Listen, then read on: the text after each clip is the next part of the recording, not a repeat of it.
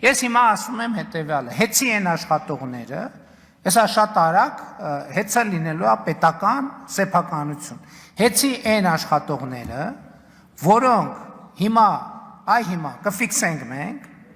ովքեր այդ գործողությունը անում են եւ մարդկանց տիպողաբար ցույց են բերում, տեսեք հետո բան չլինի, հետո չասեն վայ, բա գիտեք եւ այլն, բոլորը ազատվելու են աշխատանքի։ Այն ԶՊՄԿ-ի են բանի ուժեղ տղեկի նման, էլի ծնկաչոք գալու են մեր դռների դեմը կանգնեք, տեսեք, ոչ մեկը ոչ մեկին ներում չի լինելու, ոչ մեկին։ Հա, որ ամեն ինչ պարզ լինի։ Երկրորդը, այն աշխատողները, ովքեր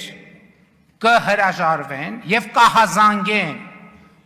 կհամագործակցեն իրավապահ մարմինների հետ եւ կոնկրետ ցուցմունքներ կտան, եթե հիմա ասենք ենթադրենք նրանց ոչ մեկ չի ազատվի, որովհետեւ մենք բավարար լծակներ ունենք այդ մարդկանց պաշտպանելու համար, իսկ ովքեր